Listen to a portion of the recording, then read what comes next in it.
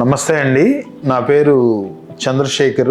విధాత hospital Vijayawada general surgery మరియు surgical gastroenterology విభాగాలు ఈ హాస్పిటల్లో చూస్తుంటాను.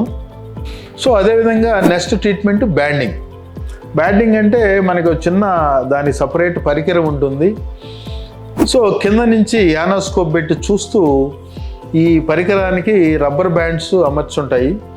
సో దాని మధ్యలో ఉండే ఒక ఫోర్సెప్స్తో మనకి పైల్ మాస్ను పట్టుకొని రబ్బర్ బ్యాండ్ ఆ పైల్ మాస్ బేస్కి వేయడం అయితే జరుగుతుంది. దీనివల్ల ఏమవుతుంది, అది నెక్రోజ్ అయిపోతుంది, ఇది ఎండిపోయి రాలిపోతుంది అన్నమాట ఈ పైల్ మాస్ అనేది. సో ఈ బ్యాండింగ్ అనేది ఎవరికి చేస్తామంటే ఎక్కువగా ఇక్కడ కూడా పేషెంట్ మెయిన్ ట్రీట్మెంట్ అంటే సర్జికల్ ట్రీట్మెంట్ కానీ నాన్ సర్జికల్ మెయిన్ ట్రీట్మెంట్ అంటే డెఫినెటివ్ ట్రీట్మెంట్ ఫిట్ కాని పేషెంట్స్కి మాత్రమే ఈ బ్యాండింగ్ స్క్లీరోథెరపీ చేస్తామని ఇందాకే చెప్పుకున్నాం. ఎందుకంటే ఈ బ్యాండింగ్ ఈ స్క్లీరోథెరపీలో రికరెన్స్ రేట్ అనేది కొంచెం సిగ్నిఫికెంట్గా ఎక్కువ, అంటే మళ్ళీ వచ్చే అవకాశము ఎక్కువ ఉండే అవకాశం ఉందన్నమాట. అందువల్ల వీటిని మెయిన్ ట్రీట్మెంట్ కింద తీసుకోము. ఎవరైతే ఫిట్ గారో అనస్థీషియాకి, ఎవరికైతే డెఫినెటివ్ ట్రీట్మెంట్ అవసరం అవుతుందో వాళ్ళలో మాత్రమే ఇవి, లేదంటే టెంపరీగా ఆపడానికి మాత్రమే ఇవి చేస్తాం. మరి బ్యాండింగ్ అనేది ఎవరిలో చేస్తారు? యూజువల్గా గ్రేడ్ 2, గ్రేడ్ 3. సో ఈ రెండిట్లో మనకి బ్యాండింగ్ చేసుకోవచ్చు. ఎక్కువగా గ్రేడ్ 2 హెమరాయిడ్స్లో మాత్రమే చేస్తుంటాం. సో అదేవిధంగా మనకి నాన్ సర్జికల్ ట్రీట్మెంట్లో ఇన్ఫ్రారెడ్ కోయాగులేషన్. సో ఇది మనకి హీట్ జనరేట్ చేస్తుంది ఈ మిషన్. దాన్ని పైల్ మాస్ మీద పెట్టి ఈ లైట్ని పంపించినప్పుడు, ఇన్ఫ్రారెడ్ రేడియేషన్ పంపించినప్పుడు, సో అది మొత్తం మాస్ గట్టిపడిపోయేసి బ్లడ్ క్లాట్ అయ్యి ఆ మాస్ చిన్నదైపోయే అవకాశం ఉంది. సో మా ఎక్స్పీరియన్స్లో అయితే నేను ఎప్పుడు దీన్ని వాడలేదు. ఇక్కడ కూడా మనకి రికరెన్స్ వచ్చే అవకాశాలు ఉన్నాయి. సో మనకి ఇప్పుడు నెక్స్ట్ ట్రీట్మెంట్ ఆప్షన్స్ వచ్చి మనకి అనస్థీషియాలో మనం చేసే సర్జికల్ ట్రీట్మెంట్, అదేవిధంగా అడ్వాన్స్డ్ రీసెంట్గా మనకి బాగా పాపులర్ అవుతున్న లేజర్ ట్రీట్మెంట్ ఫర్ హెమరాయిడ్స్ గురించి మాట్లాడుకుందాం. సర్జికల్ ట్రీట్మెంట్లో మనం 2 రకాల ట్రీట్మెంట్లు చేస్తుంటాం రెగ్యులర్గా. ఒకటి కన్వెన్షనల్ అంటే పాత పద్ధతి, ఎక్కడైతే పైల్ మాస్ ఉందో దాన్ని కత్తిరించేయడం, పేషెంట్కి మత్తుమందు ఇచ్చి యూజువల్గా వెన్నుపూసలో ఇంజెక్షన్ అంటే స్పైనల్ అనస్థీషియాలో చేస్తుంటాము.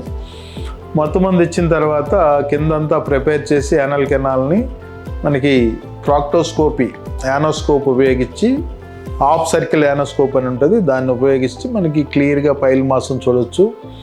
సో ఈ పైల్ మాస్ని మనం కంప్లీట్గా ఎక్సైజ్ చేస్తాం. కాకపోతే దీంట్లో ఉండే మేజర్ డిసడ్వాంటేజ్, మనకి కొన్ని డిసడ్వాంటేజ్లు ఉన్నాయి. ఒకటి సివియర్ పెయిన్, ఆపరేషన్ తర్వాత మోషన్కి వెళ్ళాలన్నా కింద కూర్చోవాలన్నా నరకం కనిపిస్తుంటుంది ఈ కన్వెన్షనల్ హెమరాయిడెక్టమీలో. అదేవిధంగా మనం కంప్లీట్గా మాస్ని తీసేస్తున్నాం. సో మనం ముందుగా చెప్పుకున్నాం ఈ పైల్ మాస్ అనేది నథింగ్ బట్ యానల్ కుషన్. ఇవి ఫైనల్ స్టేజ్ ఆఫ్ కాంటినెన్స్ అంటే మోషన్ ఆపడానికి, అదేవిధంగా గ్యాస్ లీక్ కాకుండా ఆపడానికి, అదేవిధంగా మనకి లూజ్ మోషన్స్ అయినప్పుడు, విరోచనాలు అయినప్పుడు దాన్ని గట్టిగా పట్టించడానికి, లీక్ కాకుండా ఉపయోగపడతాయి యానల్ కుషన్స్ అనేటివి. అంటే ఫైనల్ స్టేజ్ ఆఫ్ కాంటినెన్స్ అంటాం, లీక్ కాకుండా ఉపయోగపడేదాన్ని. సో ఎప్పుడైతే కత్తిరించేసామో మనకి హీల్ అయిన తర్వాత మన గ్యాస్ కానీ పేషెంట్కి లూజ్ మోషన్స్ అయినప్పుడు కొంత లీక్ అయ్యే అవకాశం ఉంది. దీంట్లో మేజర్ డిసడ్వాంటేజ్ ఇది, ప్లస్ పెయిన్. సో అదేవిధంగా ఈ కన్వెన్షనల్ హెమరాయిడెక్టమీలో పెద్ద పైల్ మాస్ ఉన్నప్పుడు మనం కంప్లీట్గా రిసెక్ట్ చేసాం అనుకోండి, సో మొత్తం స్కార్ టిష్యూ ఫామ్ అయ్యి యానల్ కెనాల్ మొత్తం క్లోజ్ అయ్యే అవకాశం ఉంది. దాన్ని యానల్ కెనాల్ స్టెనోసిస్ అంటారు.